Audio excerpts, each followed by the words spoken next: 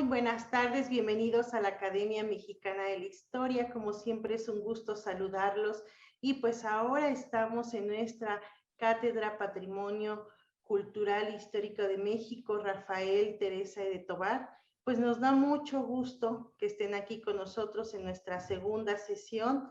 Recuerden que este ciclo es mensual y pues en esta ocasión tenemos el gusto de recibir al doctor Antonio García de León para dictarnos su sesión esta tarde que tituló La química del tiempo, africanos y asiáticos en la Nueva España. Voy a permitirme dar una breve semblanza del doctor, muy breve justamente, para que después dejarle los micrófonos a él. El doctor Antonio García de León es miembro de nuestra Academia Mexicana de la Historia, ocupando el sillón número 30. Se ha distinguido por su trabajo en el INAH desde el año de 1964 y por una labor de investigación, difusión y docencia que ha rendido frutos desde el año de 1966.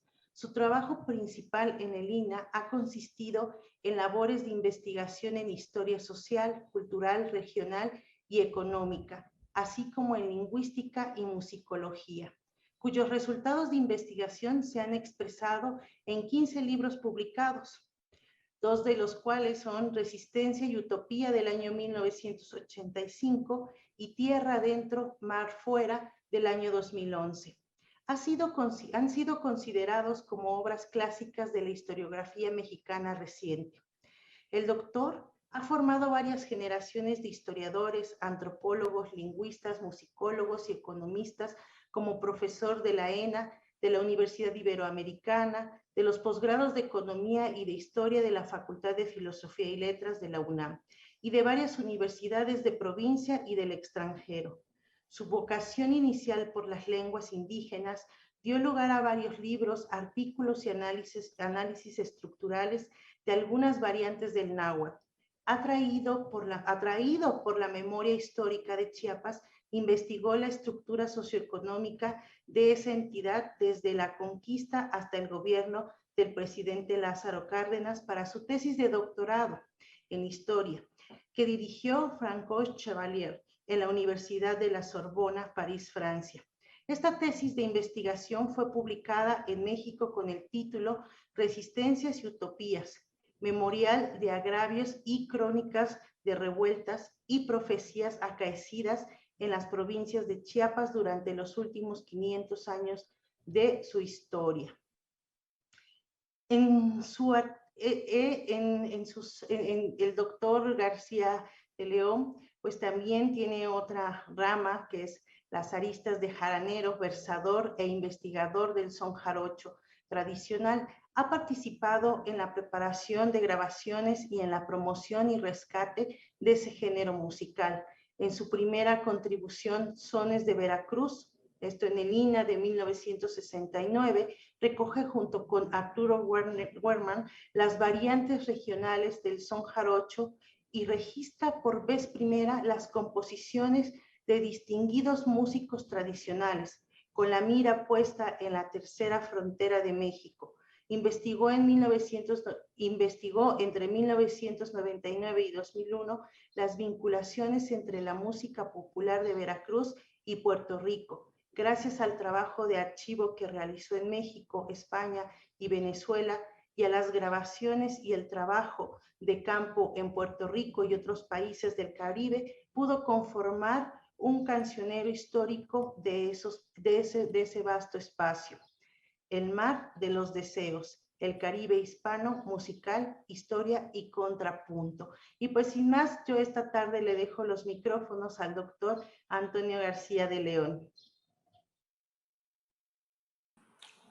Bueno, muchísimas gracias por esta presentación, Yasmín, y agradeciendo también a la Academia Mexicana de la Historia, pues darme la oportunidad de participar ahora en esta charla que efectivamente he titulado La química del tiempo en función bueno, de todo este mestizaje que ocurrió en la Nueva España. La Nueva España es una de las regiones del mundo hispánico, del Imperio Español, que se caracterizó precisamente por un crecimiento económico, poblacional importante después del gran derrumbe de la población indígena entre la conquista y mediados del siglo XVII. Y además, yo quisiera insistir en estos dos pues, aportes a la química del mexicano, que son el aporte del África, principalmente el África subsahariana, de los grupos Bantú, Mandé, de diferentes grupos que fueron extraídos de África como esclavos hacia el Nuevo Mundo, hacia Europa y el Nuevo Mundo. Y quiero también insistir en pues en una raíz olvidada, que es también lo que pasó por Asia y lo que vino de Asia, y que no solamente vino de Filipinas o de China, sino de muchas regiones del Asia a través de la presencia española y principalmente novohispana en el archipiélago filipino. Quiero insistir en esto porque generalmente se piensa en la Nueva España. La historiografía tradicional antes trataba a la Nueva España como si hubiera sido un mundo muy cerrado, un mundo absolutamente oscuro, que no tenía nada que ver, que se mantenía, vamos a decir, casi en una mezcla mitológica que se inventó entre solamente los españoles, entre comillas, y los indios, entre comillas. Aquí en realidad se trata de todo lo contrario. La visión que ahora se ha impuesto afortunadamente por los trabajos de historia económica, de historia social, y por muchos trabajos hechos en México y fuera de México, es que la Nueva España era verdaderamente un eje articulador en la conformación del mercado mundial del siglo XVII. Durante el periodo colonial, Europa logró ser el centro del sistema mundial gracias a estas redes de relación con América, en especial con los virreinatos de la Nueva España y el Perú. Desde Veracruz, por ejemplo, las remesas de plata representaban el 96% de las exportaciones en el siglo XVI y el 86% en los siglos siguientes, en una división del trabajo que involucró a los puertos americanos debido a la gran demanda de metales preciosos en Europa y el Extremo Oriente. Además, una parte del metal del Potosí en Sudamérica, en el Reino del Perú, podría internarse para monetizar el mercado interno novohispano y salir posteriormente desde Acapulco hacia China o con destino a Europa desde el puerto de Veracruz. Así que se conformó la Nueva España como un eje articulador sobre todo de la circulación de plata. En esta configuración del comercio global, el papel de los puertos se destaca en función de sus vinculaciones directas e indirectas hacia la economía atlántica a partir de Veracruz, el puerto americano más importante de la carrera de Indias durante el 17, o hacia los circuitos del Pacífico a través de Acapulco y la nao de China. Es así como el virreinato llegó a jugar un papel intermediario en la conformación original de la economía mundo durante la primera globalización, ubicándose como un fuelle dinámico central, un gozne redistribuidor de las redes del Atlántico y el Pacífico. O sea, con esta posición privilegiada de estar en medio de ambos mares. Es decir, un eje indispensable del primer mundo globalizado, lo que explica, entre otras cosas, el cosmopolitismo de su capital, la Ciudad de México, desde finales del siglo de la conquista, tal y como lo deja ver Bernardo de Balbuena en su Grandeza Mexicana, que en los términos poéticos de su época lo define muy claramente, cuando dice: México al mundo por igual divide, y como a un sol la tierra se le inclina, y en toda ella parece que preside con el Perú, el Maluco y con la China, con España, Alemania, Berbería, Asia, Etiopía, África, Guinea, Bretaña, Grecia, Flandes y Turquía.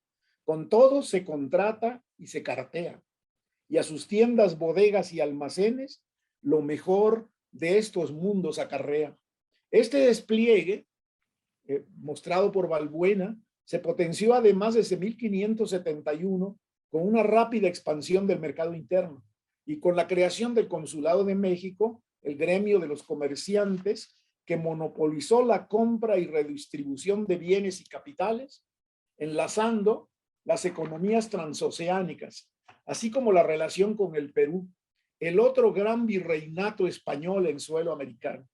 La iniciativa para dar vida a circuitos metalíferos por el Pacífico recayó entonces en los comisionistas de comerciantes almaceneros de la Ciudad de México y en los llamados peruleros, representantes de los grandes mercaderes de la ciudad de Lima.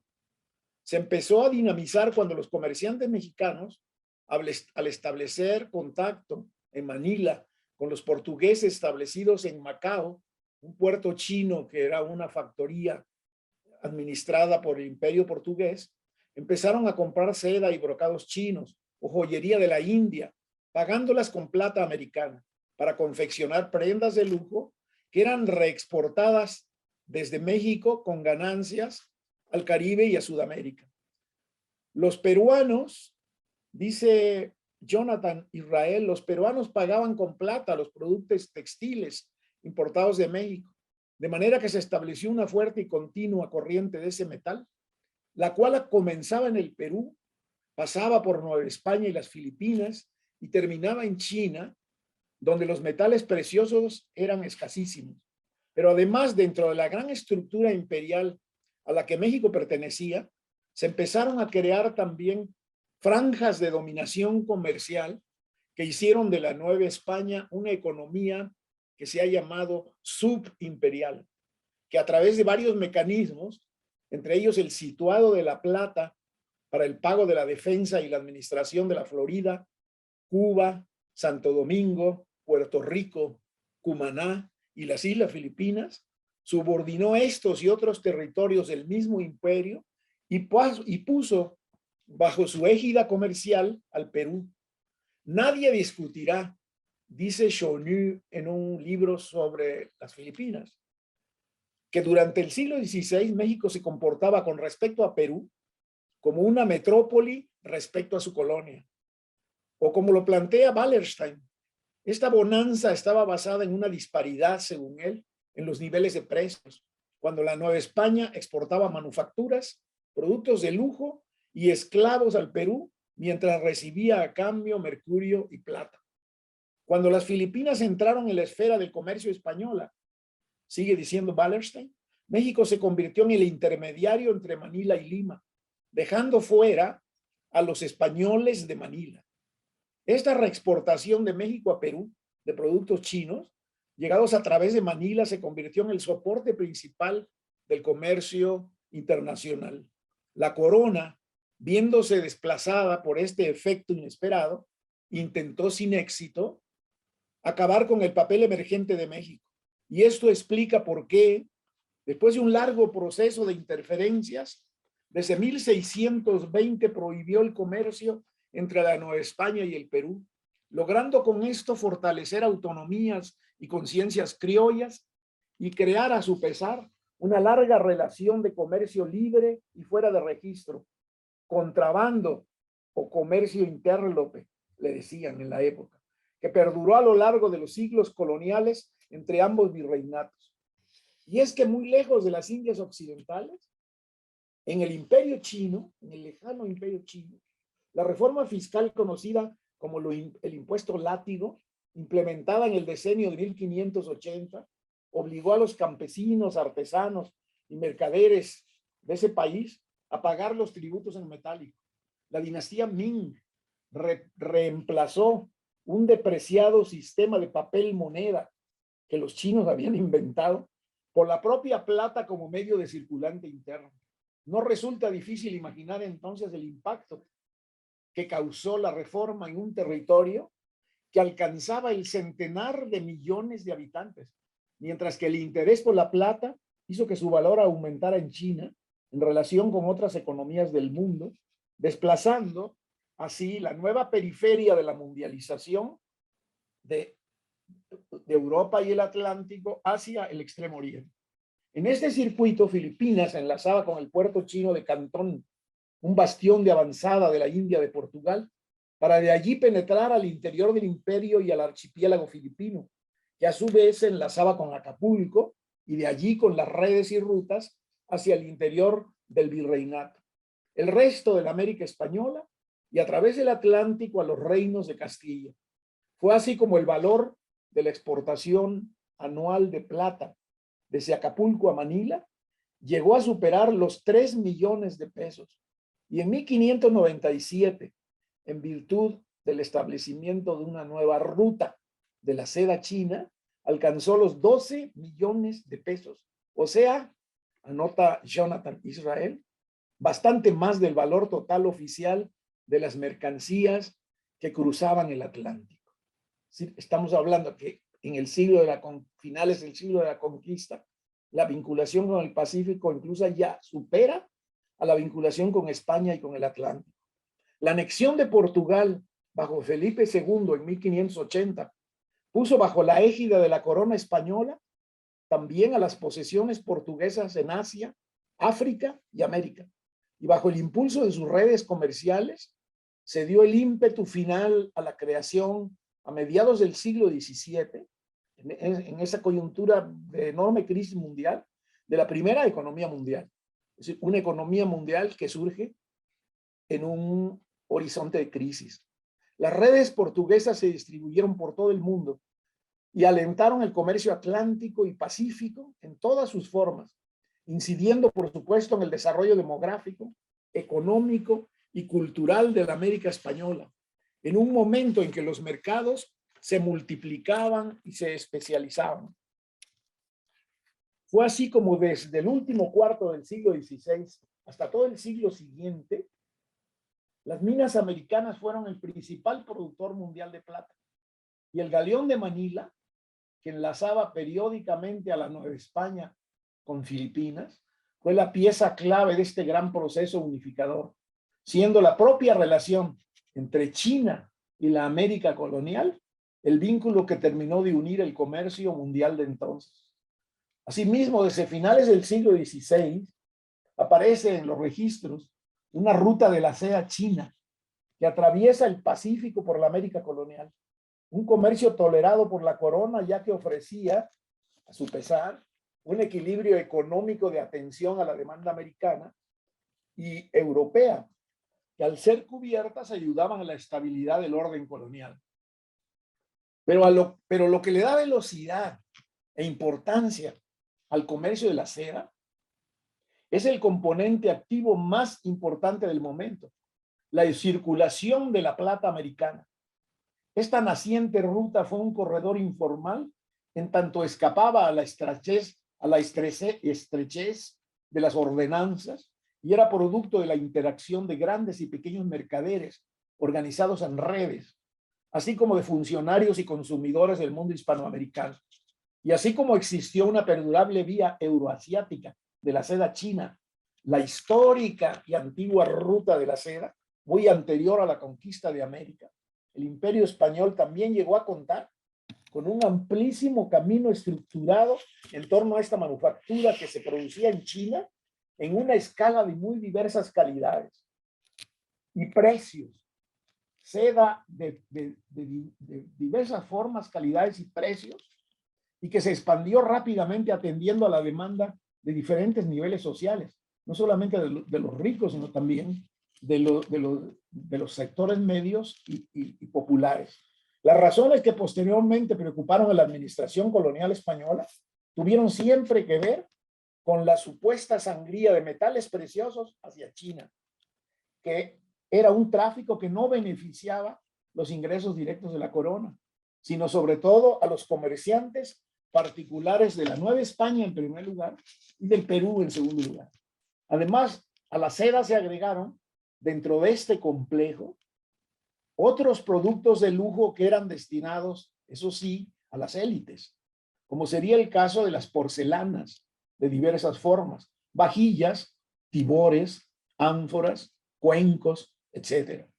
Los muebles finos que llamaban achinados, ustedes pueden ver en el Museo Franz Mayer de la Ciudad de México, taraseados y repujados en marfil, los biombos de maderas finas que luego se decoraban en México, las figuras religiosas católicas elaboradas en madera finas o en marfil, las lacas japonesas estilo Nanban, los objetos de madreperla y enconchados y una profusión de pequeños productos que prácticamente inundaron por vías comerciales legales y también por medio del contrabando chino, todos los mercados americanos.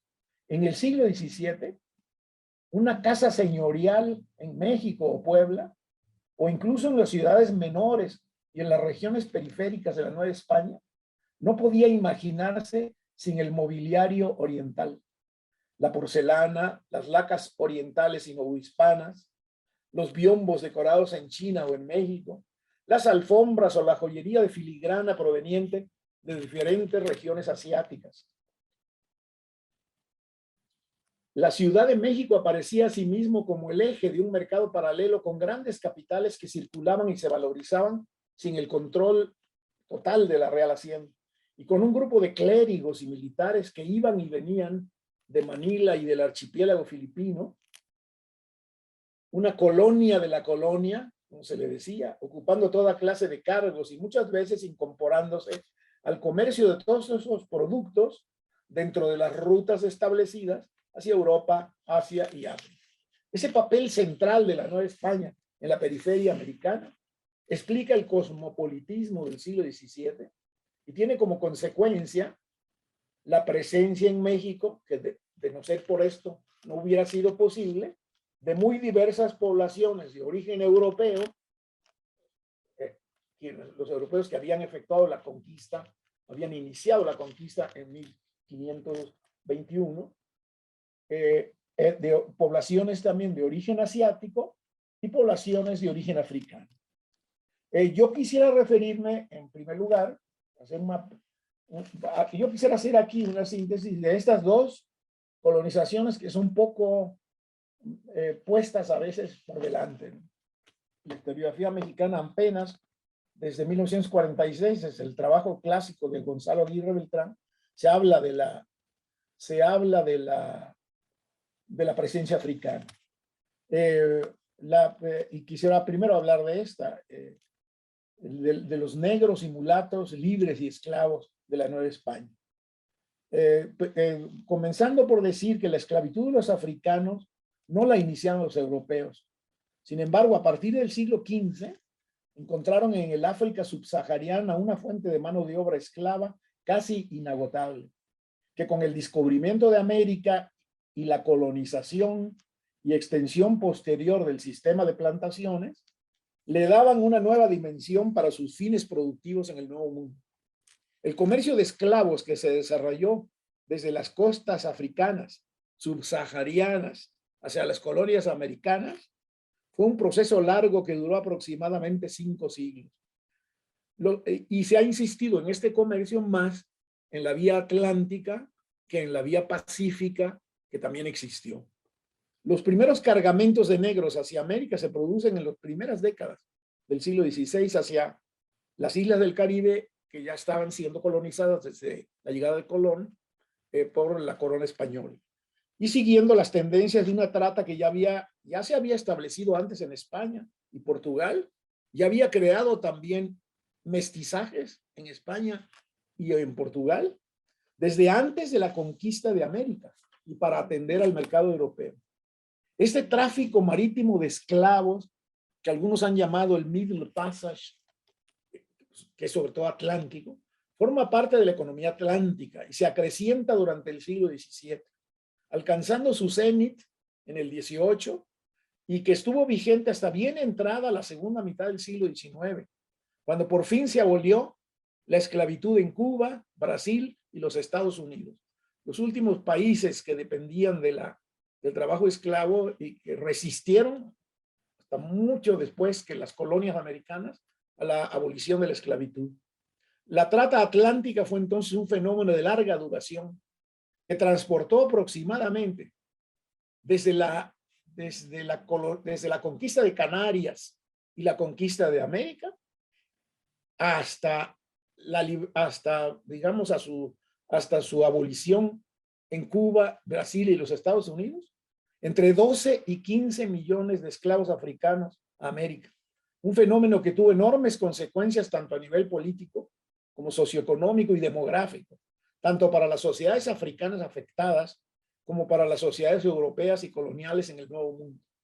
Pero antes que nada debe decirse que la mayor parte de los estudios sobre la economía de plantación en el continente han dado una imagen a menudo sesgada de la esclavitud en Nueva España, imponiéndose como modelo general de análisis del tema. ¿Por qué? Porque se ha insistido siempre, o en la mayor parte de los trabajos sobre la población afrodescendiente en las Américas, se ha insistido sobre todo en la condición de los esclavos. Y se ha hablado muy poco de los manumisos, los libres, los que lograron su libertad. Pero domina entonces la idea de una sujeción rigurosa y totalizadora sobre una población que se hallaba, según esto, siempre en el estrato social más bajo y en la condición de esclavo, o que era perseguida y aterrorizada por múltiples castigos, exclusiones, prohibiciones, discriminaciones.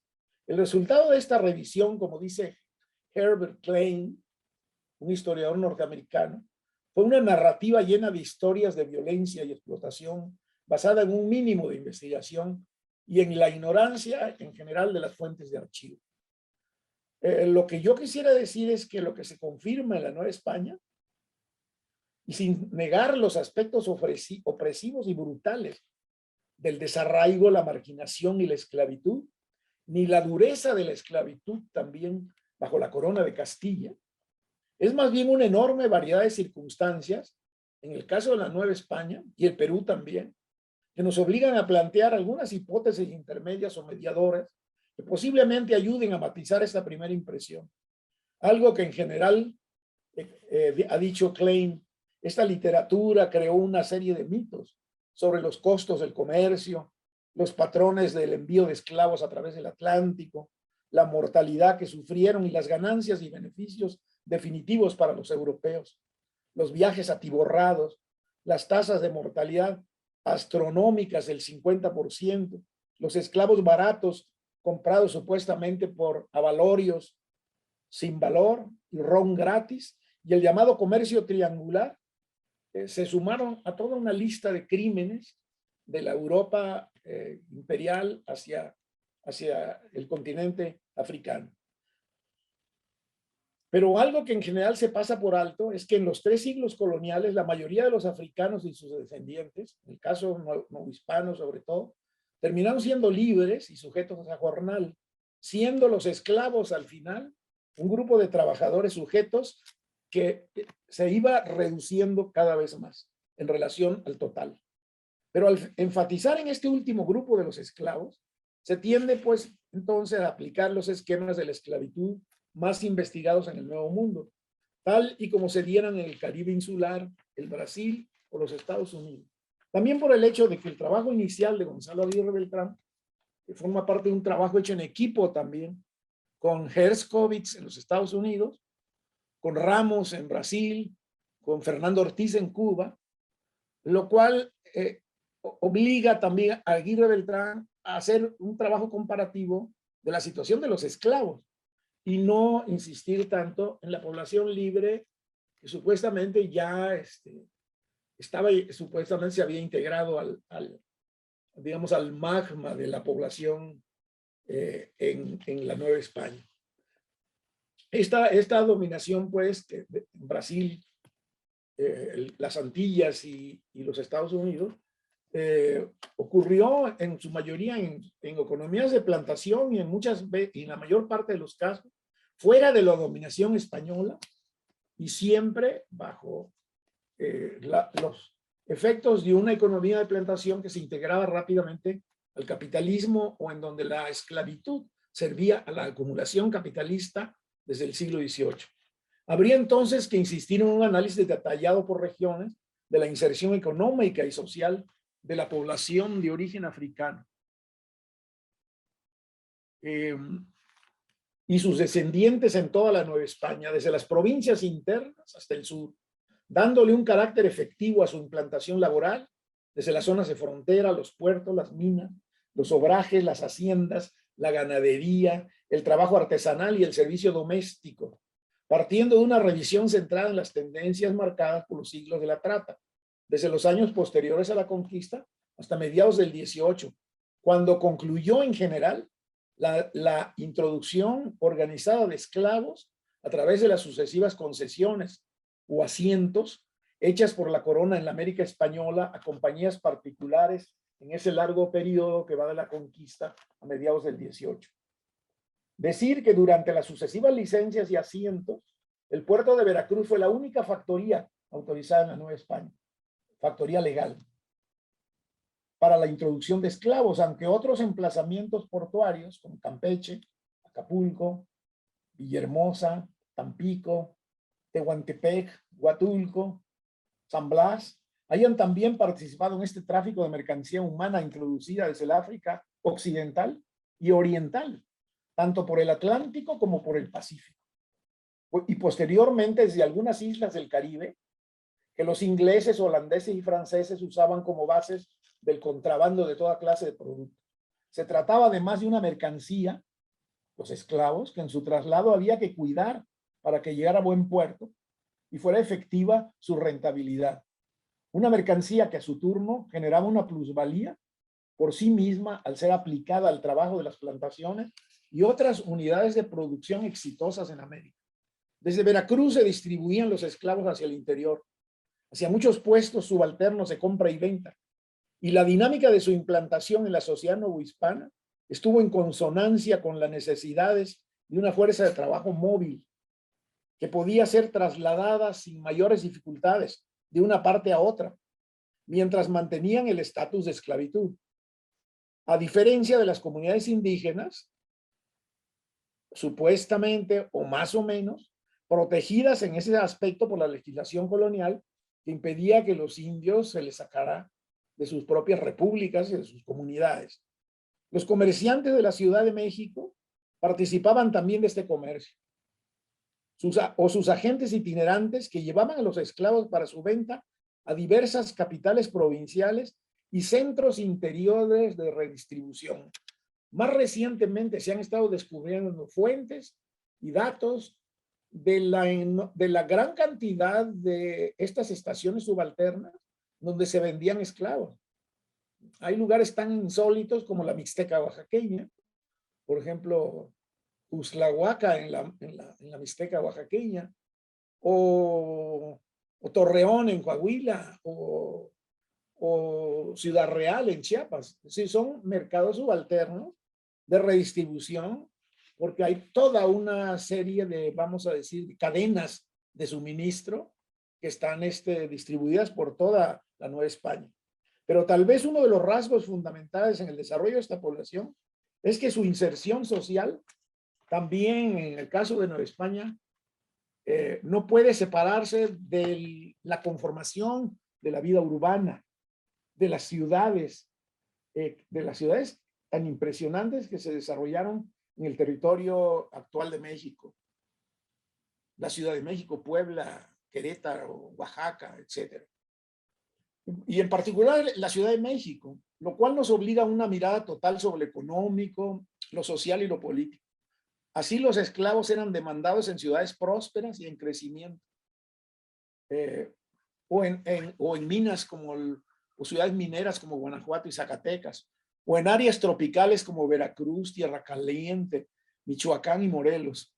Conforme se establecía en el orden colonial y en virtud de la conformación paulatina de las ciudades, que fue meteórica en el siglo XVI, y al crecimiento demográfico natural, los negros libres y exponencialmente los mulatos, las tempranas mezclas de la población africana, sobre todo con la población indígena, empezaron a superar en número a los esclavos, apropiándose de muchos espacios urbanos y rurales y de ciertas situaciones de privilegio o intermediación, y también en el sector de los servicios.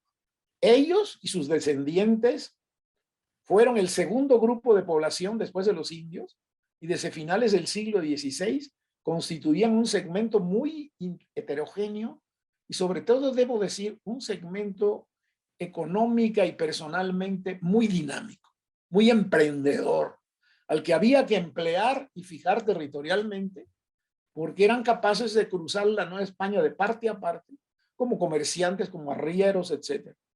Gonzalo Gómez de Cervantes, un autor de finales del XVI, en un informe a la corona, Lo dice muy claramente, aunque con muchos prejuicios, por supuesto, de clase, ¿no? En esta tierra, dice Gómez de Cervantes, van creciendo y multiplicando mucho los negros y mulatos, que son sus sucesores. Y estos andan con la mucha libertad que tienen, de manera que destruyen, quiere decir, influyen de mala manera sobre los negros esclavos que están sirviendo a los españoles, porque todos tratan y contratan en la regatonería, de suerte que todos los bastimentos que traen a esta ciudad los atraviesan negros y mulatos libres y nos los venden y revenden. Y de gente de tan poca vergüenza y confianza, ningún bien se puede esperar, ni conviene que tengan tanta mano sobre nosotros que hayamos de comer por la suya. Esta, digamos, estoy resumiendo simplemente una larga exposición de Gómez de Cervantes sobre el surgimiento de esta nueva población. En algunas regiones periféricas constituían también casi la única población, mientras, debido al despoblamiento indígena sobre todo.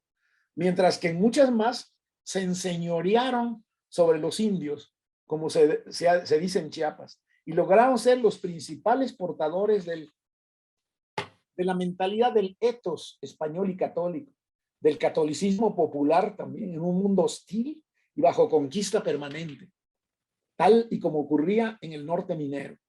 Son abundantes los testimonios, en el caso de los esclavos, sobre la búsqueda de vientres libres, en su mayoría indígenas, para procrear a su descendencia.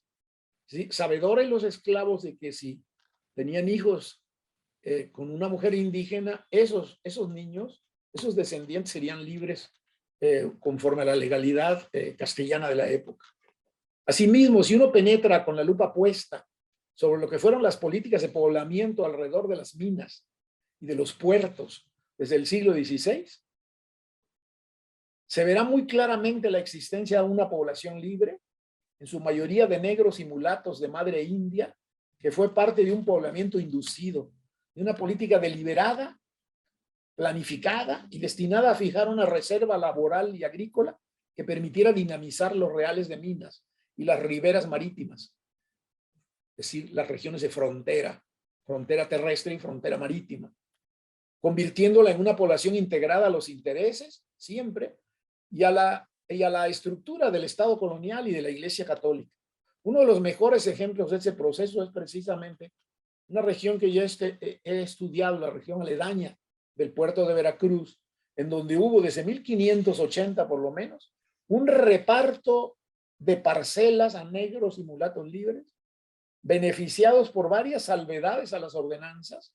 Es decir, a pesar de las ordenanzas podían estar armados, por ejemplo, con el fin confeso por el virrey de la época de fijar una población estable que ocupara permanentemente el litoral y que a su vez abasteciera en la medida de sus posibilidades de frutas, granos y animales de corral al puerto de Veracruz y a las ciudades, digamos, del centro de Veracruz.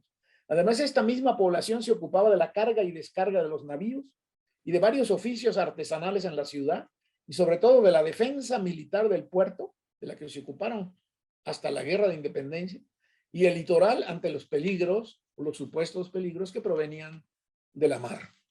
Y bien solo unos cuantos cientos de esclavos, y si bien solo unos cuantos cientos de esclavos llegaron durante la primera década, su número aumentó tanto que ya para 1537, estamos hablando de una época muy temprana, las autoridades temían un levantamiento armado.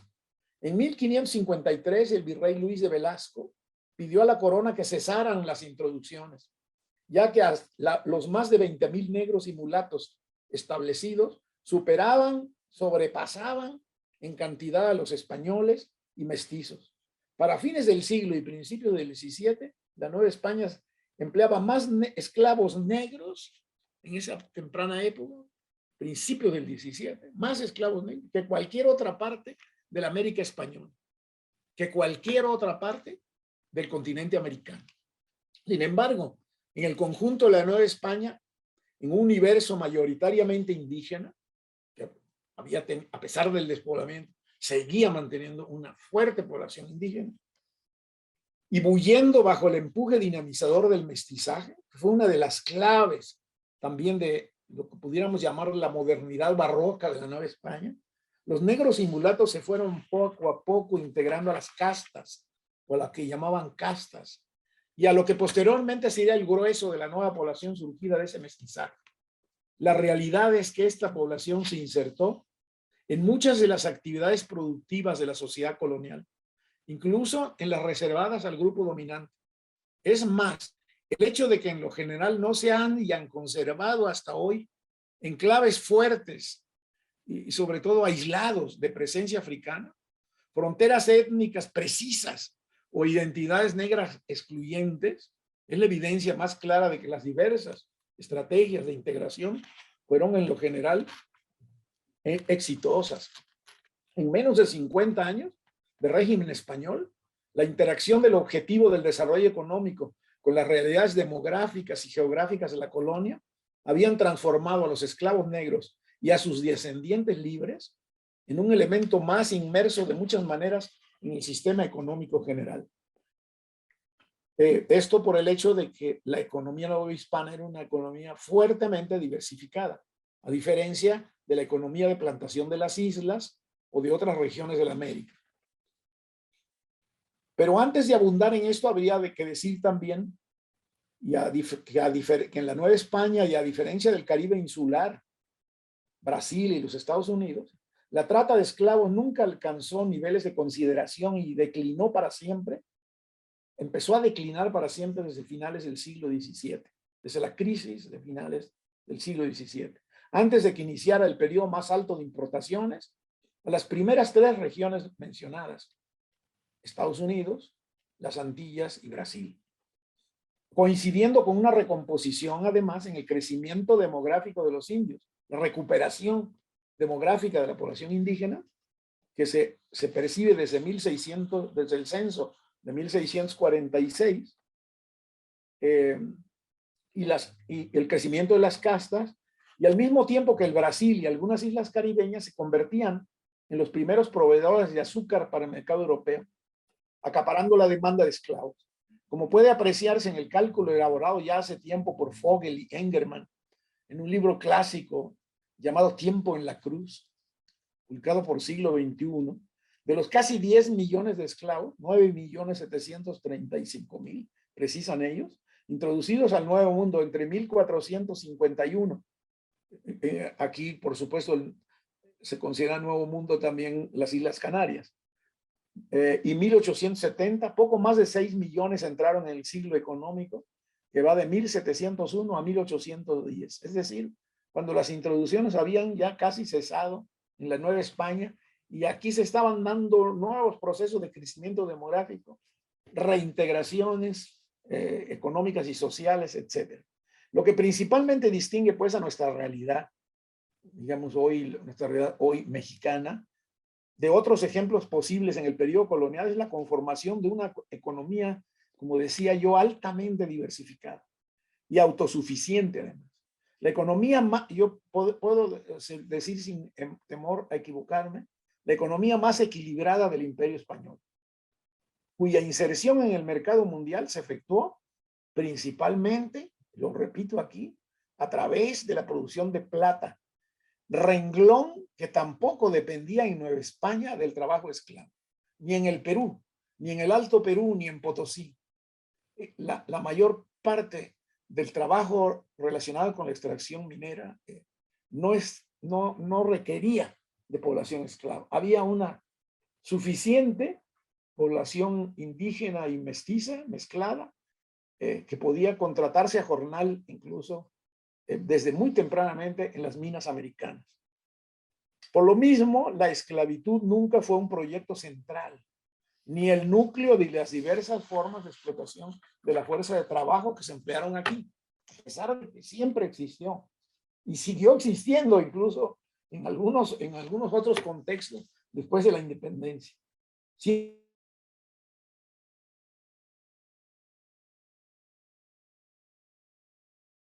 la principal fuerza de trabajo existente no estaba presente o había disminuido drásticamente por los efectos de la conquista por los efectos económicos de la conquista y por las epidemias.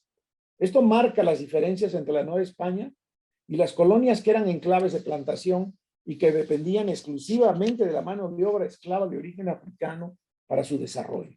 Es así como en los territorios monoproductores de azúcar, por ejemplo, que prosperaron en el Caribe, el Brasil, en el sur de los Estados Unidos con la economía algodonera también, el esclavo era una inversión pura, parte del capital constante de una plantación y había de ser tratado como tal. Es decir, era un objeto económico dentro de un modo de producción, digamos, paleocapitalista, ¿no? O capitalista puro, parte del capital constante. Pues. Por lo contrario, en los complejos virreinatos, abigarrados virreinatos de México y el Perú, es decir, en el núcleo básico de la tierra firme americana, colonizada por la América española, por la corona española, la mayoría de los esclavos estaban fuera del modelo productivo primario. Conforme avanzaba el tiempo, incluso se iban alejando del modelo productivo primario, siendo elementos articulados al sector que los economistas llaman terciario, de servicios artesanales, servicios domésticos, y logrando en la segunda o tercera generación la liberación de la mayoría de sus descendientes. Esto explica por qué, y sobre todo después de 1701, a la muerte de Carlos II, al inicio de la Guerra de Sucesión, la mayor proporción de esclavos fueron introducidos a las regiones que desarrollaron el modelo de plantación exportadora de azúcar. Ese sistema que Eric Williams coloca en la base del desarrollo o la causa, dice él, de la revolución industrial inglesa. En el conjunto de la trata, para dar una sola idea de esta diferencia, que yo creo que siempre tenemos que tener presente, la Nueva España solo representó, si tomamos como ciertas las cifras de Curtin, de Fogel, Engerman y de autores más recientes, digamos, esta introducción de la trata, en el caso de Nueva España, representaba el 1.07% de la totalidad de las introducciones. Es decir, en un universo de varios millones, el 1% de la punto, digamos, para redondearlo, el 2% de la totalidad de las introducciones.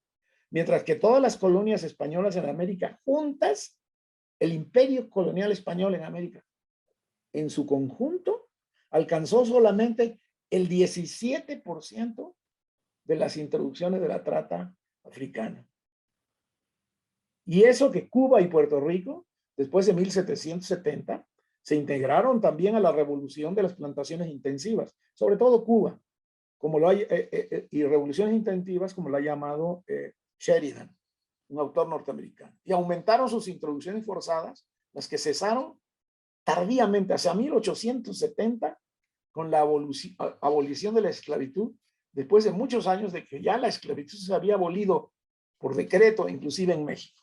Si intentamos un breve recuento de las importaciones de esclavos para tener una idea muy general y provisional de lo ocurrido acá, veríamos que las concesiones dadas a los genoveses y a ciertos particulares antes de 1580, Lomelini y otros, lograron introducir a Nueva España una cantidad creciente de esclavos bozales, hasta casi 20,000 entradas esporádicas, la mayor parte de ellos provenientes, en el primer momento, como los esclavos que introdujo Hernán Cortés, proveniente de Guinea y Cabo Verde, así como algunos negros criollos y ladinos de la península ibérica, algunos incluso militares libres, negros, ladinos,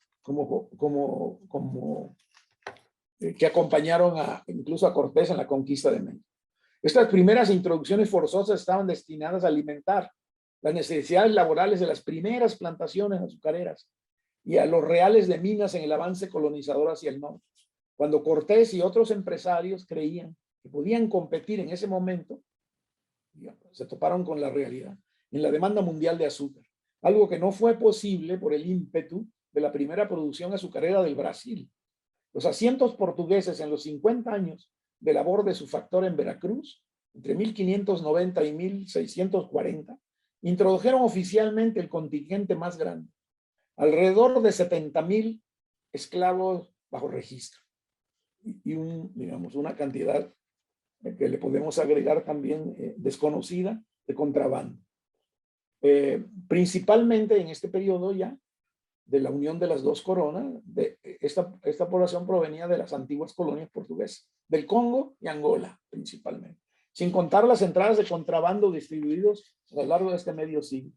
En la segunda mitad del 17 hasta 1713, cuando concluye digamos, la Guerra de Sucesión, según los registros de Sevilla, los asentistas españoles, holandeses, franceses e italianos importaron alrededor de 10,000 individuos legalmente, en su mayoría criollos del Caribe español, principalmente de Curazao, destinados a cubrir ciertas áreas de la economía afectadas por la depresión comercial de aquel siglo. Desde 1700 y durante la Guerra de Sucesión, la Real Compañía de Guinea o Compañía Francesa del Senegal, esto es digamos, por la alianza dinástica también de los Borbones recién entronizados con la corona francesa, introdujo más de 7,000, mientras que la Real Compañía de Inglaterra, South Sea Company, el último gran asentista autorizado a partir de que Inglaterra, digamos, gana la Primera Guerra Mundial, la Guerra de Sucesión, que se convierte en el mayor introductor de mercancías legales y de contrabando a la feria de Jalapa a través de su navío de permisión, y utiliza la trata esclavista como un pretexto para introducir contrabando, que era lo que realmente les redituaba. Vendió solamente poco más de 3,000 entre 1713 y 1728. En su mayoría del Caribe inglés. Son negros de Jamaica principalmente, y algunos de Costa de Oro, de Guida, en el África Occidental, más bien de nación mandé, o de lenguas del grupo mandé.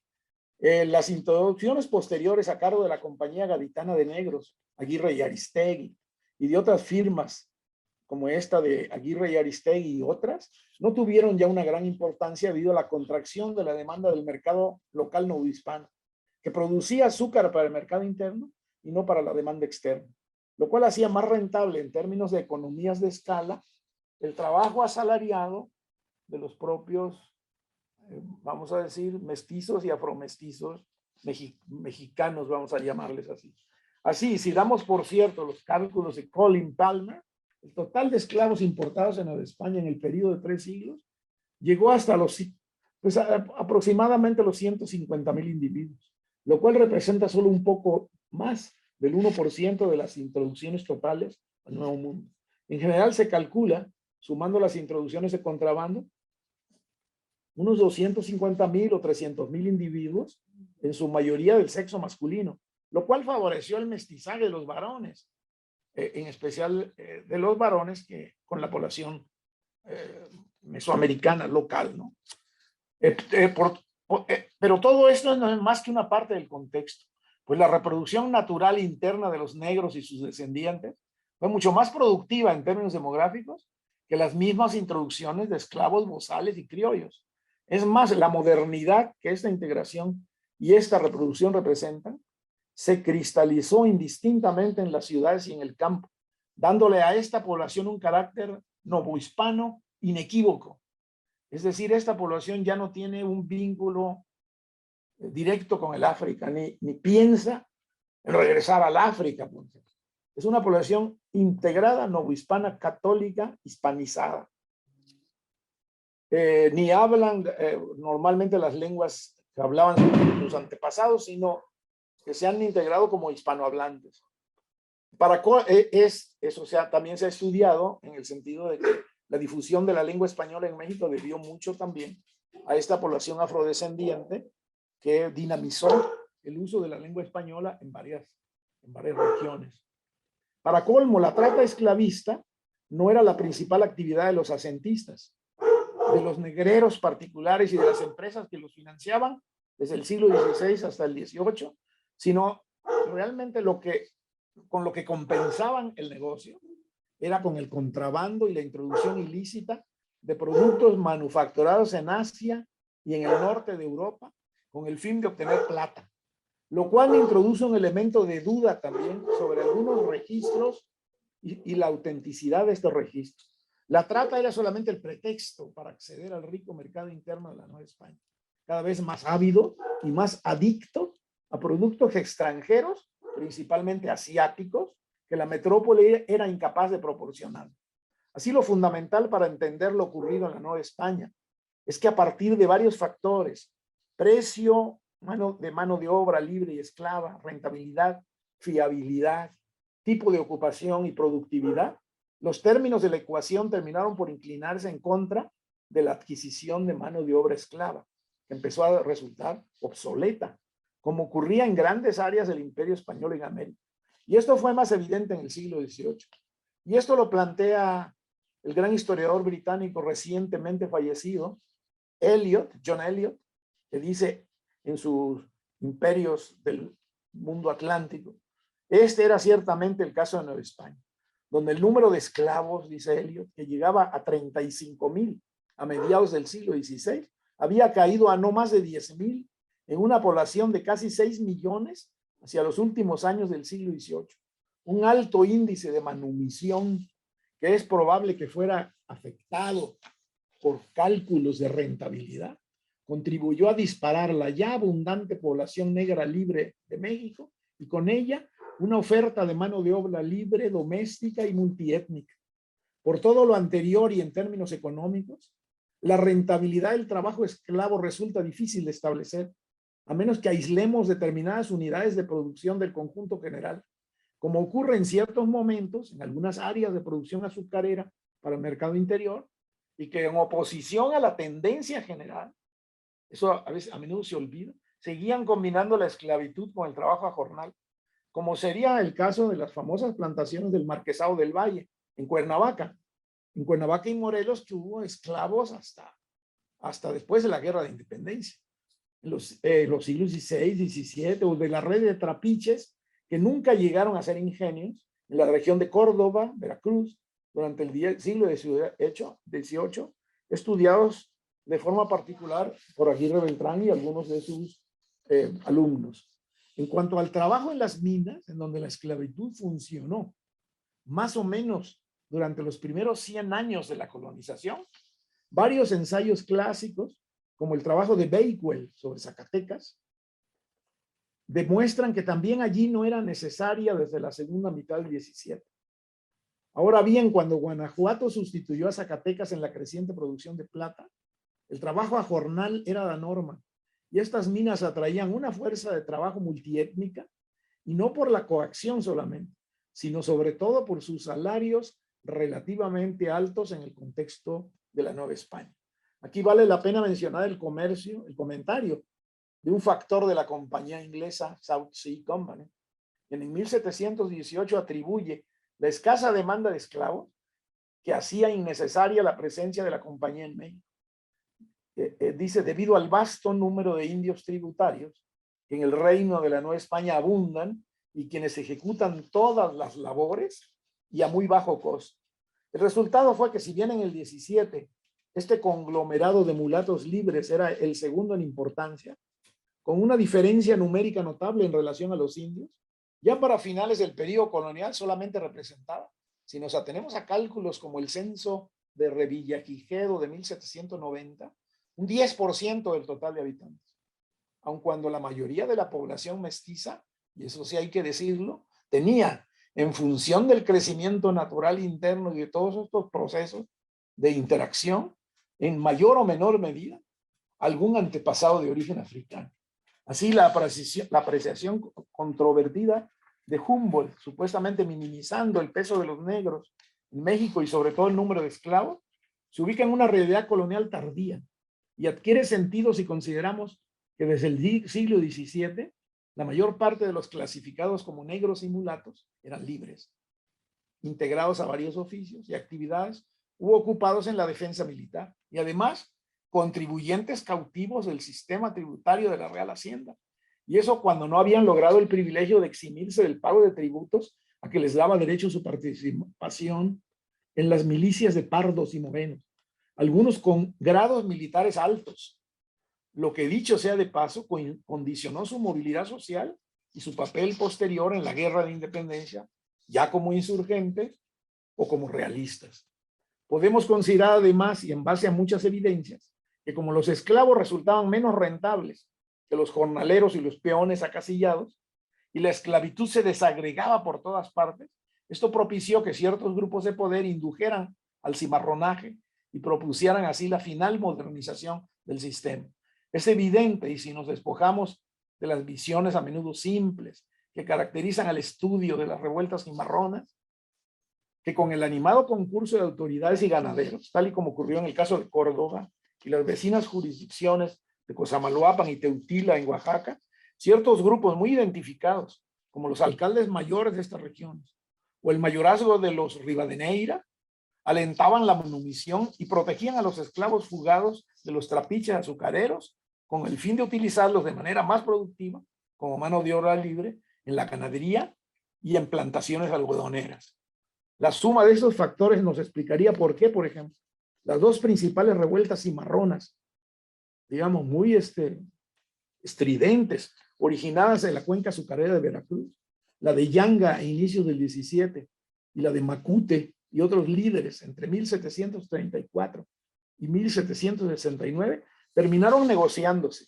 Se constituyeron como pueblos libres a la manera de las repúblicas de indios y produjeron un relativo triunfo de los sublevados. Ser liberados, respetados como grupo y reducidos a un asentamiento fijo a cambio de integrarse a la defensa y a la captura de otros cimarrones, dándole así una salida jurídica y política al desplome de la esclavitud. Pero al mismo tiempo, y eso es lo que generalmente se olvida, es que estos resultados negociados aseguraron en varias regiones el control estatal, la paz social, el poblamiento necesario al orden colonial y sobre todo la generalización del trabajo asalariado, mucho más integrador, rentable y moderno que la esclavitud. Es así como, con la excepción de algunos núcleos descendientes de negros y marrones que fueron ignorados por el Estado colonial, pues, muchos núcleos cimarrones que nadie los persiguió, y luego los ignoró el Estado colonial y luego el gobierno independiente, y casi nunca formaron grupos separados ni en el campo ni en la ciudad, ni siquiera en la Costa Chica, donde hasta la fecha conviven desde su origen con mixtecos, amuzgos y mestizos de todo tipo. La tendencia general fue más bien hacia la integración múltiple y la convivencia étnica y racial en los amplios sectores sociales que la administración colonial llamaba castas y que ocupaban un estrato intermedio entre los indios españoles. La misma, indios y los españoles.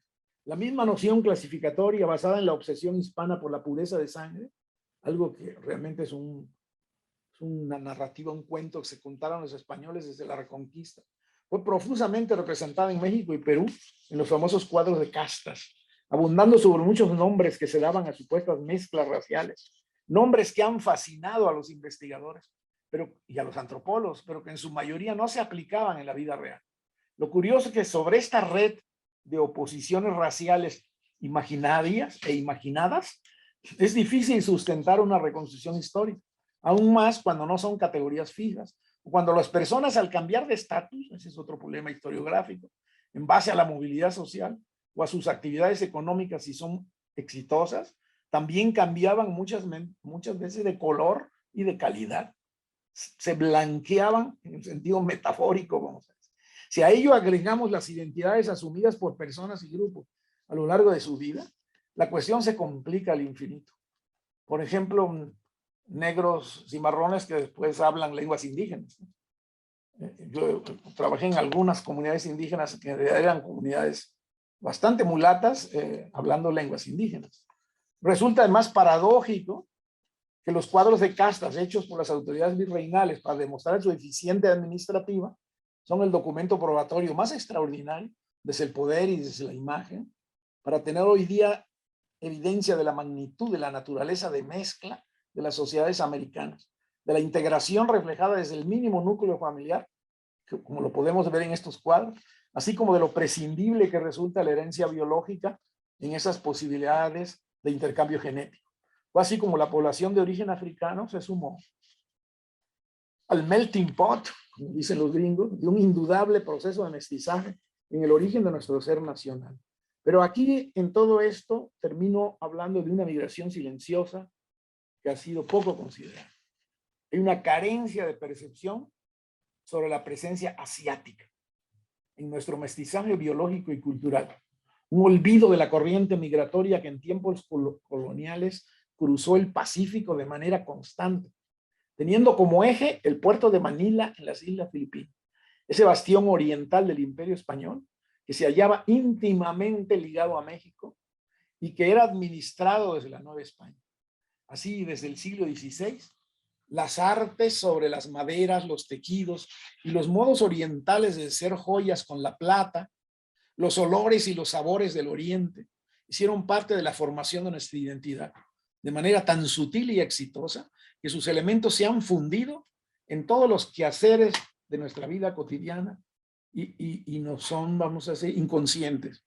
Durante los 3 siglos de dominación colonial, la bahía de Acapulco y otros puertos de contrabando del Pacífico fueron la puerta de entrada de inmigrantes libres y esclavos desde las Islas Filipinas, el archipiélago malayo, la Micronesia, la Nueva Guinea, Macao, Japón, la India y el África Oriental. Principalmente, gran parte de la población afrodescendiente de la franja del Pacífico procedía del África Oriental, Zanzíbar y Mozambique, y entró por Acapulco. Hasta hoy, por cierto, el centro de Acapulco se llama Mocimba, en referencia a la factoría portuguesa de Mocimboa da Praia.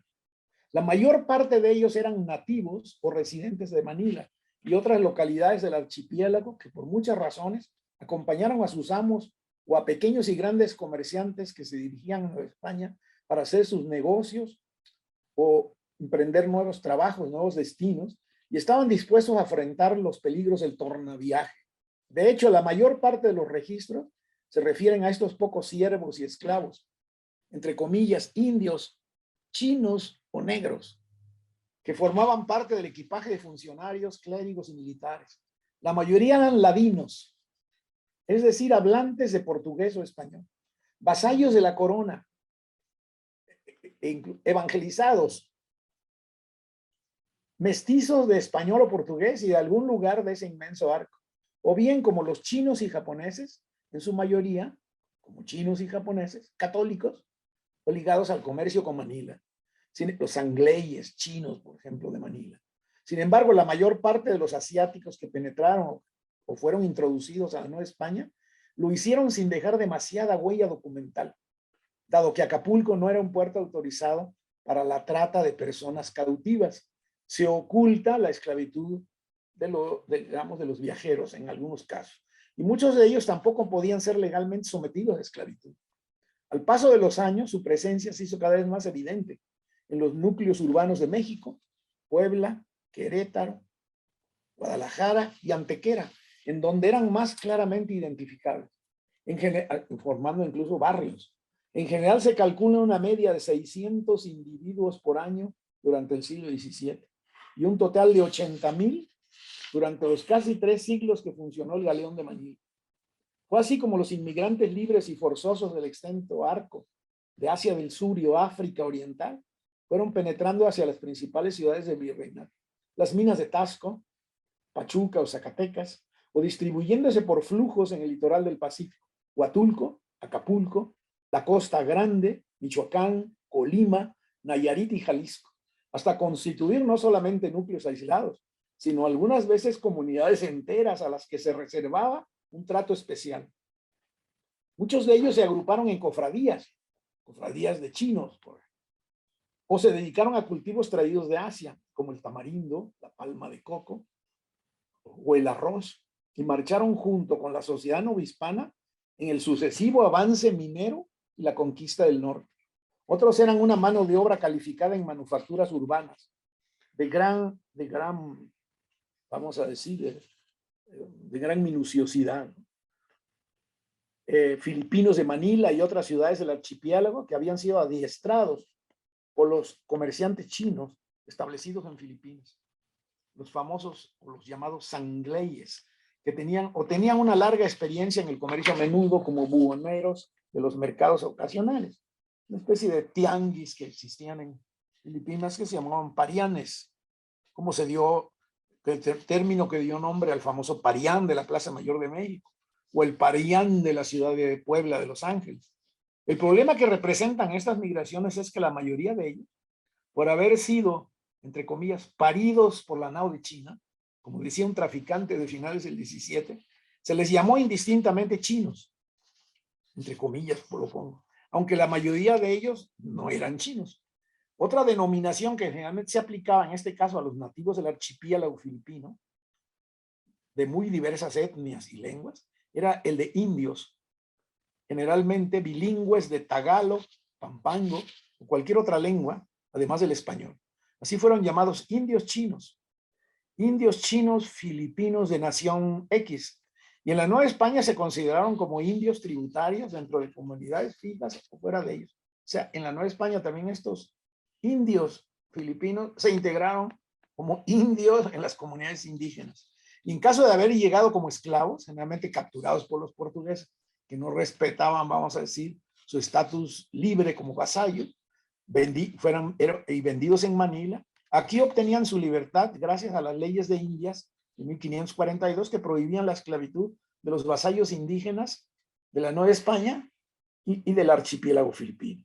La mayoría de ellos se dedicaron como campesinos a diversos cultivos y en algunas regiones rurales introdujeron culturas agrícolas específicas.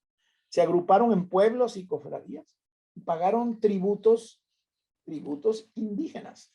En los entornos urbanos como el de la Ciudad de México, se dedicaron a oficios artesanales, barberos, sastres, peleteros, joyeros, etc., integrándose a los gremios o como trabajadores de los obrajes textiles, en los que algunos eran también, vamos a decir, muy bien preparados, hasta agruparse en calles o barrios de chinos, tanto en algunas ciudades como en las regiones del Pacífico y la Nueva Galicia.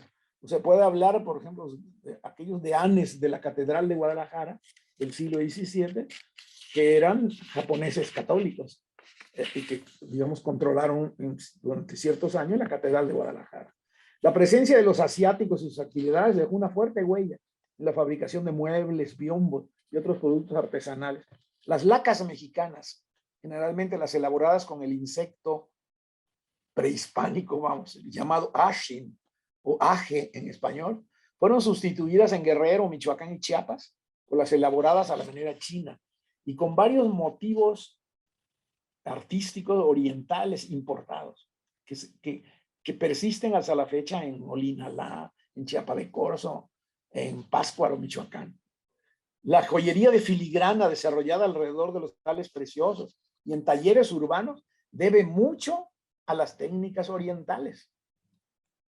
Mientras que la gastronomía colonial tiene también un pie en el Asia y sus productos, incluyendo principalmente toda la variedad de guisos y moles que se fusionaron en los siglos coloniales, como lo demuestra precisamente Alfonso Reyes en aquel famoso texto Apología del mole de guajolote, en donde habla del mole de guajolote como un guiso verdaderamente mundializado por los productos americanos, africanos y asiáticos que contiene. La elaboración del vino de palma o el llamado vino de palma fermentado, llamado tuba, es un rasgo filipino. La tuba es una palabra malaya que se mantiene en la costa mexicana del Pacífico y se ha extendido a otras regiones cálidas. Costumbres populares como las peleas de gallos, que si bien fueron introducidas por los españoles, al fin de cuentas se desarrollaron aquí en interinfluencia con las islas filipinas y con la participación de los galleros chinos filipinos que tenían estas prácticas en la Nueva España, a propósito prácticas también prohibidas por la Real Hacienda. En sentido contrario, las influencias también fueron múltiples. La introducción del maíz, el chile que ahora se consume más en Tailandia, ¿verdad? O en Filipinas, a veces más que en México. Los zapotes, los chicos zapotes, llamados chicos en la India, por ejemplo, y otras plantas mesoamericanas en toda la India de Portugal, Filipinas, China y Japón proviene de estos siglos. La hegemonía novohispana marcó también el arribo a Filipinas de músicas y bailes de origen mexicano, de una marca novohispana en la lengua española hablada en Filipinas. La lengua española hablada en Filipinas era novohispana, era mexicana, vamos a llamarla así. y también en otras islas de la Micronesia, así como el surgimiento de lenguas de mezcla, lenguas pidgin, como dicen los ingleses, surgidas del roce comercial, como el chabacano, una mezcla de tagalo con español y algunos préstamos del náhuatl, o el chamorro de las Islas Marianas, también un español mezclado con algunos términos de origen náhuatl, como guajolote o mecapal, adaptadas a la lengua malaya, dos variantes que se hablan, incluso tiene algunos hablantes hasta nuestros días. Ya en Nueva España y de manera gradual los asiáticos se fueron identificando cada vez más con la población indígena y mestiza y se fueron, vamos a decir, mimetizando dentro de esta población y a veces eran bien difíciles de distinguir, como un caso que yo encontré en Acayuca, en Veracruz, en el siglo XVII, de un indio chino filipino de nación Pampango, de la etnia de los Pampangos, que fue muy colaboradora de los españoles, y que ya se había introducido en la República de Indios de Acayucan, en el sur de Veracruz. A medida que las personas de origen asiático y sus descendientes se mezclaron con gente de otros orígenes, o con la población nativa, digamos, o con la población nativa, digamos, esta presencia se fue haciendo, vamos a decir también, pues una presencia indispensable. Muchas de las técnicas también de la fermentación, no solo de la fermentación de la tuba, sino también de la destilación del mezcal, originalmente las formas más arcaicas de la destilación del mezcal o que después el tequila en el occidente mexicano provienen precisamente de técnicas malayas que introducidas a México durante este periodo. A fin de cuentas, todas estas designaciones étnicas resultaron ser, digamos, muy variadas, porque la palabra chino, por ejemplo, llegó a significar muchas cosas, no solamente a los chinos, sino también a estos chinos filipinos, incluso a ciertas variantes de esclavos del África subsahariana que también eran llamados chinos, que eran africanos principalmente de Mozambique, llamados también chinos porque llegaron en la nao de China. Yo creo que eso se debe también al caso de que en México el pelo rizado se llama chino, cuando generalmente un chino no tiene pelo rizado, pero un afrodescendiente sí lo tiene. Entonces, en México los afrodescendientes tienen pelo chino en función, sobre todo, de estas mezclas tremendas, esas designaciones étnicas con las que se había clasificado jurídicamente a los habitantes del virreinato. Indios, españoles, criollos, negros, mulatos, mestizos, chinos, pasaron a designarse con el ecuménico apelativo de mexicanos desde la Guerra de Independencia. No obstante, el legado de 250 años de interacciones transpacíficas dejó también una huella permanente en la identidad mexicana, aunque ahora, digamos, no lo reconozcamos fácilmente. Así que el recuento de la historia a partir de 12 sus componentes externos, debidos a esta mundialización, los asiáticos y los africanos, significa asumir una pertenencia inmersa en las profundidades de la identidad mexicana, un lugar de encuentro con las perspectivas de recuperación del pasado novohispano a través de crisoles esenciales que están a la vista, innegables y consignados en las fuentes escritas, en los intercambios culturales y en la tradición y en las tradiciones populares. Y con esto, digamos, yo concluyo, esperando sobre todo algunos comentarios, críticas o preguntas que se puedan hacer a esta a lo mejor larga exposición. Muchas gracias. Doctor, muchas gracias por su conferencia y pues ya tenemos aquí comentarios, preguntas. Vamos a dar pauta sobre todas las preguntas. Aquí Jorge Machado le pregunta, ¿sabe cuáles serían los primeros apellidos de los negros en Nueva España? Sí.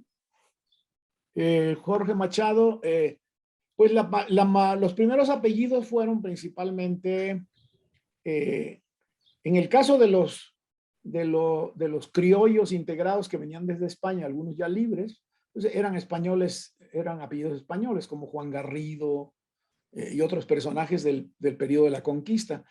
Posteriormente se usaron como apellidos generalmente denominaciones étnicas, es decir, Juan Angola, Juan Congo, Antón Angola, Antón Mandinga, etcétera. O sea, se refiere sobre todo a la nación, como se decía en el momento, a la etnia de los esclavos.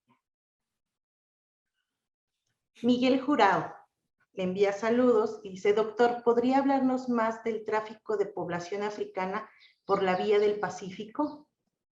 Sí, uno de los aspectos más interesantes que ha sido realmente muy poco estudiado es la introducción desde Mozambique a la Nueva España. Una parte de los esclavos de Mozambique que llegaron en la primera etapa del siglo XVI llegaron por el Atlántico.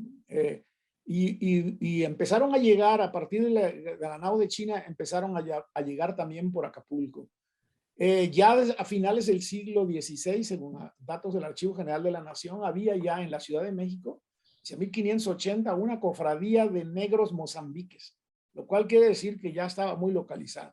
El hecho también de que hay varios nombres de lugar que se refieren a Mocimboa o a Mozambique, o a otras, a Mazoco y a otras, a Mazoca, Mazoco, a otras localidades de Mozambique que existen actualmente sobre todo en el estado de Veracruz, que se refieren a esta población que llegó esta población africana que llegó por el Pacífico, de la cual sabemos muy poco, pero que sí dejó una huella toponímica en el estado de Guerrero y también en la costa de Veracruz, porque esos esclavos también eran a veces reexportados por Veracruz hacia otras colonias españolas de la Florida y el Caribe. Entonces, pues sí hay, digamos, pero es un tema que actualmente estoy investigando particularmente para poder determinar un poco más, aunque resulta muy difícil determinar montos y calidades de esta trata pacífica. Artemisa Machado dice, doctor, ¿había un lugar específico para la venta de esclavos en la Ciudad de México? Y también Sí, pregunta, ¿y la nobleza indígena podía tener esclavos? claro que sí, la nobleza indígena tuvo esclavos. Sí, la nobleza indígena tuvo esclavos indios, tuvo esclavos negros, tanto en el Perú como en México, y está muy documentada también esta situación en los archivos, e incluso algunos negros libres tuvieron también esclavos negros. En el caso de Yucatán, en el caso de Veracruz, por ejemplo. Hubo incluso en el caso de Veracruz un encomendero afrodescendiente, en la provincia de Coatzacoalcos en pleno siglo XVI, lo cual está hablando pues de cuestiones que rompen un poco esta idea así tan, vamos a decir, esta idea tan maniquea de la historia que ahora se está tratando de regresar por sus fueros, ¿no? De buenos y malos, indios y españoles, etc. En realidad la situación es muy compleja, como es la realidad tan compleja. Ricardo Hernández Murillo. ¿Cuántos negros esclavos llegaron en el virreinato y cuántos fueron terratenientes o gente libre? Y le pregunta, ¿usted es cubano? ¿Yo soy cubano? Él pregunta. De alguna manera sí, porque el puerto de Veracruz era un barrio de La Habana. Entonces, durante mucho tiempo Veracruz fue un barrio de La Habana. Y los veracruzanos sabemos esto. Y los cubanos lo saben también. Entonces, en ese sentido, sí soy cubano. Por otro lado, lo más interesante aquí también, en realidad soy jarocho, que es una forma de ser cubano en México.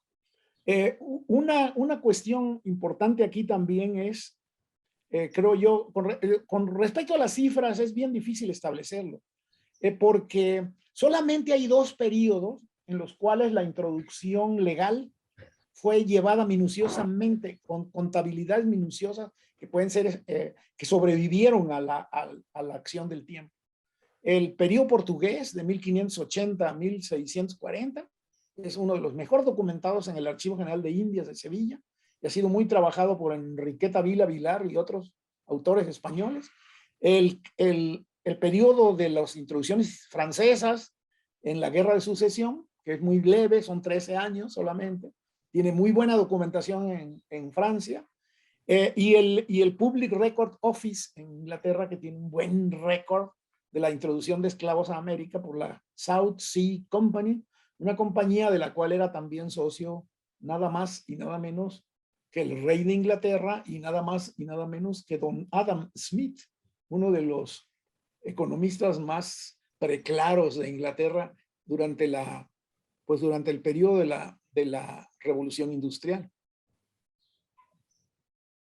Pero ya más o menos lo he dicho aquí, son cálculos muy aproximados, muy generales, porque hay periodos enteros donde no tenemos registro, y aparte de todo tenemos también una presencia fuerte del contrabando, como en cualquier otra actividad económica de la época, ¿no? Las restricciones comerciales creaban contrabando. Cuando tú prohíbes algo, pues la actividad vamos a decir, se multiplica, ¿no? Esa es una tendencia económica que ya fungía en la época colonial. Adela Gallardo pregunta, ¿Hernán Cortés traía hombres negros durante la conquista de Tenochtitlan y etnias en Mesoamérica? Traía unos cuantos oficiales que eran negros libres, criollos españoles, eran españoles de origen africano, a veces hijos o nietos de africanos, libres, que tenían grados militares. El más famoso de todos, que aparece incluso en el Códice Durán y aparece mencionado en muchas fuentes, es el famoso Juan Garrido, que tuvo una posesión, una propiedad en Coyoacán, y que fue el primer introductor de la siembra del trigo en México. Él fue el primer, vamos a decir, cultivador de trigo en México.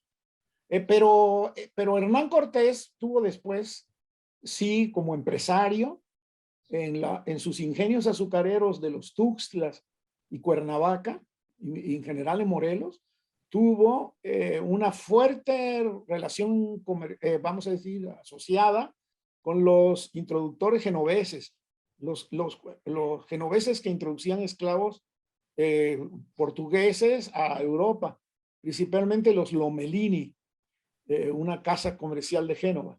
Entonces, sí, después sí fue gran introductor de esclavos, por lo menos introdujo unos 800 o 900 esclavos a sus plantaciones azucareras en Veracruz, Oaxaca, Jalapa del Marqués, el Valle de Oaxaca y la región de los Tuxtlas en Veracruz. Jaime Sebastián, que nos ve y nos escucha desde Nicaragua, dice, muchas gracias, doctor, por interesante conferencia. Y pregunta, ¿establecieron centros de poblaciones de negros o los asentamientos eran próximos a las ciudades coloniales? ¿Hubo traslado o venta de negros a Centroamérica? Empiezo con lo último. Hubo una gran actividad esclavista y compra-venta de esclavos en Centroamérica. Centroamérica colonial, vamos a decir, también hay que decirlo, era una administración que dependía de la Audiencia de México, pero era relativamente autónoma. Se llamó la Capitanía General de Guatemala, cuya capital era la ciudad de Guatemala, y que comprendía los actuales territorios de Chiapas, que ahora es un estado de la Federación de México, Guatemala, Honduras, Nicaragua, El Salvador y Costa Rica. El tráfico de esclavos desde Guatemala, a veces desde los puertos atlánticos como Livingston, a puertos atlánticos de Guatemala, esta población entraba y se redistribuía desde San Cristóbal, desde Tuxtla Gutiérrez, lo actual Tuxtla Gutiérrez en Chiapas, hasta Costa Rica. Entonces sí hubo también, se reprodujo todo el esquema novohispano en la Capitanía General de Guatemala de compra-venta de esclavos también. Es un tema que ahora ha sido muy estudiado ya, sobre todo en los casos de Guatemala y Costa Rica, ¿no? Tiene mayor investigación sobre este tema. El caso de Nicaragua también, evidentemente, también hay tráfico de esclavos proveniente, sobre todo de los mercados internos de Guatemala y Costa Rica también. Artemisa. Y del Caribe por la costa atlántica, pero ese es contrabando inglés, que entra por la costa atlántica de Nicaragua hacia el Pacífico nicaragüense, que es mesoamericano. Ya sabemos, Nicaragua está dividido en un Pacífico español, mesoamericano y después español, y un Atlántico, vamos a decir, ocupado o hegemonizado por los ingleses de Jamaica. Artemisa pregunta, ¿se conserva en México alguna lengua africana como resultado de la esclavitud? No, para nada, no se conserva. Se conservan algunos términos de origen africano y sobre todo se conservan curiosamente. México es un país que tiene quizá la más alta densidad, incluso más que Cuba, de topónimos de origen africano, que se refieren, algunas son topónimos realmente africanos, otros son referencias a la trata, ¿no? A los lugares, a los puertos o a los mercados de la trata, pero no se conserva absolutamente, no. En el caso del Caribe se conserva fosilizadas algunas lenguas como lo que se llamó el Congo, que se habló en Cuba y que después se fosilizó, se quedó inmerso nada más dentro de algunos rituales de lo que se llama el folclore Congo en Cuba, y en Cuba y Puerto Rico, y eso incluso existió en México también, pero en la época colonial. En la época colonial sí se hablaron en la Ciudad de México el quimbundo de Angola y el kikongo del Congo, y algunas lenguas como el de mezcla, como el Congo puertorriqueño. Incluso Sor Juana Inés de la Cruz escribe poemas en Congo de Puerto Rico, porque algunas de sus esclavas en el convento de San Jerónimo procedían de Puerto Rico. Y incluso ella popularizó un tipo de poesías llamadas los Puerto Ricos. Entonces, pero no se conserva ninguna lengua viva, vamos a decir. Adela Gallardo dice, a través de la pintura de casta se queda uno con la impresión de que los oficios más desfavorecidos de los que desempeñaban los negros, como lacayos, concheros, taberneros, etc.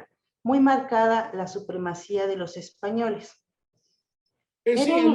Sí, a ver, sí. ¿Era usada este sistema de castas en la vida cotidiana en la vida cotidiana novohispana? Pues era utilizado administrativamente, pero muy relativamente también. En la cuestión sobre todo para el pago de impuestos, ¿no? Entonces se dividía así a la población. Por ejemplo, los indios no pagaban alcabalas, pero tampoco los filipinos pagaban alcabalas porque eran indios, vamos a decir. Los indios en general no pagaban alcabalas, pero tenían que pagar tributos de comunidad. En el caso de los negros tenían que pagar los negros libres tenían que pagar un tributo individual, una capitación, vamos a decir, individual, que era un tributo específico a las personas. En el caso del tributo indígena era más bien a los jefes de familia y las familias, era familiar. En el caso de los negros libres el tributo era individual, pero también había muchas maneras de escapar a esto. O sea, las castas son una cosa administrativa. Y en el aspecto de la Real Hacienda solamente pues no aparecen los saltapatrás, ni los coyotes, ni los tente en el aire, ni todas esas clasificaciones barrocas que hicieron los cuadros de castas. Aparecen siempre los españoles, los llamados mestizos, que también es una denominación muy local y muy específica. Tiene que ver con el mestizaje, pero se refiere a las mezclas de la población europea con la mesoamericana, sobre todo. Entonces, aparecen los mestizos, aparecen los negros y mulatos libres, aparecen los indios, y casi pare de contar, y los españoles, ¿no? O sea, pare de contar. Ninguna casta tiene un estatuto, ninguna casta específica ya de las muchas denominaciones que se inventaron, ¿verdad? Tiene una realidad fiscal, vamos a decir, porque es muy difícil distinguir. ¿Cómo distinguir a un saltatrás de un coyote o de un lobo o de un tente en el aire? Pues ningún experto lo podría realmente haber hecho, ¿no? Eso era un cuento, era una narrativa colonialista del poder colonial para someter a la población. Y después se convirtió también en una especie de un estilo también artístico muy socorrido en la América española. No, los cuadros de castas no son exclusivos de México, también son exclusivos, se generalizaron por toda la América española, incluso en el Brasil también existieron. En una colonia portuguesa existieron también estos cuadros de castas, también en Brasil había pues una particular mezcla de poblaciones, que hasta la fecha continúa, ¿no? Con otros elementos.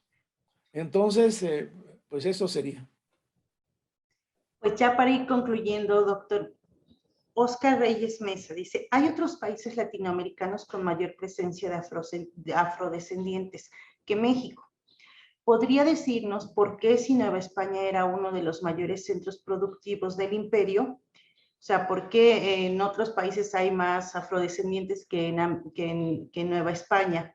Y él dice, ¿es cuestión de porcentaje de introducción? O sea, pregunta si esto se debe al porcentaje de negros que introducían en Nueva España.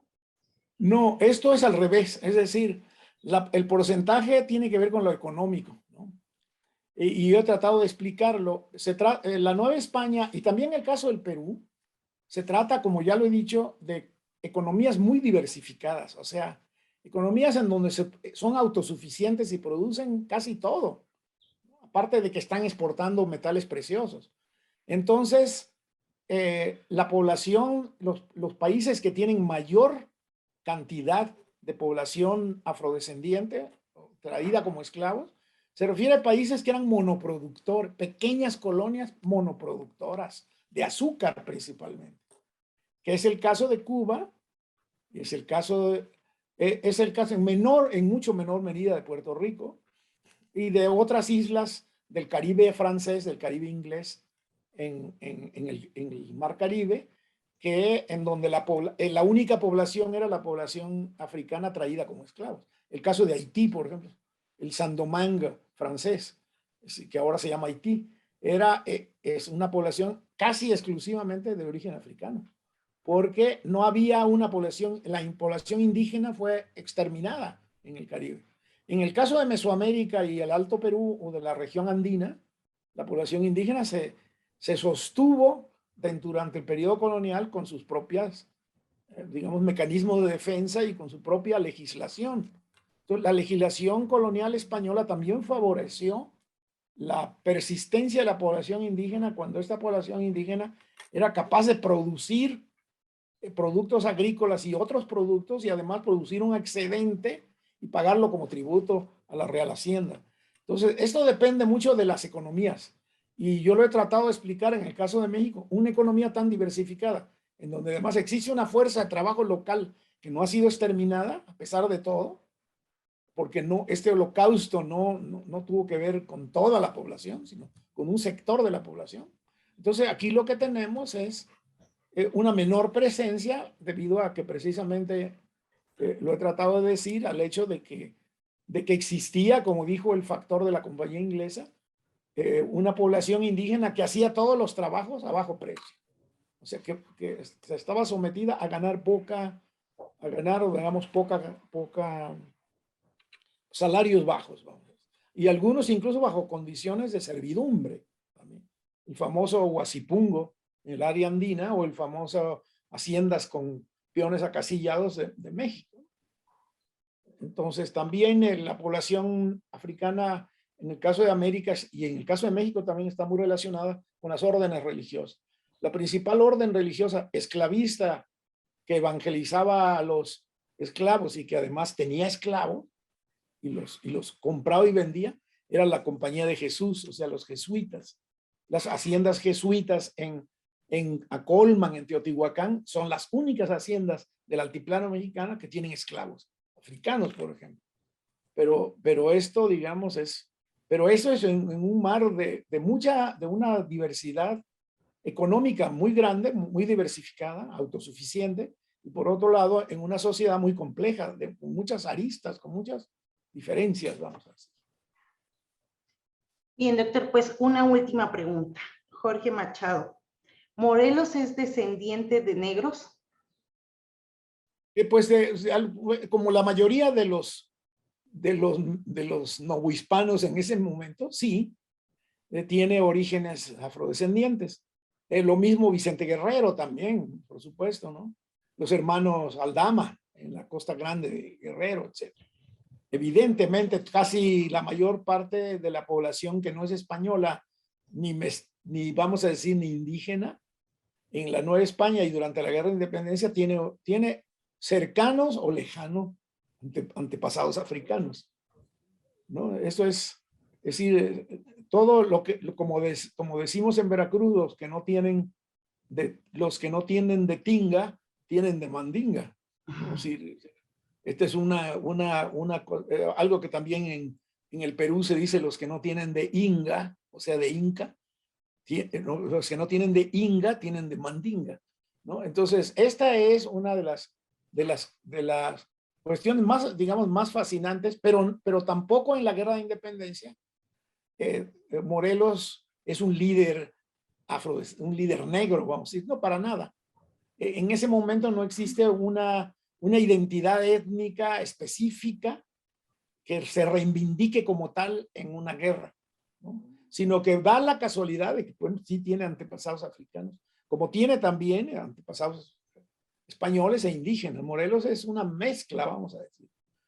Entonces, es un poco el sentido de un mestizaje que era muy intenso en ciertas regiones de la Nueva España y que sigue siendo, como era la región del Bajío sobre todo, o la región de Michoacán, las regiones de Michoacán o el centro de México, las grandes ciudades.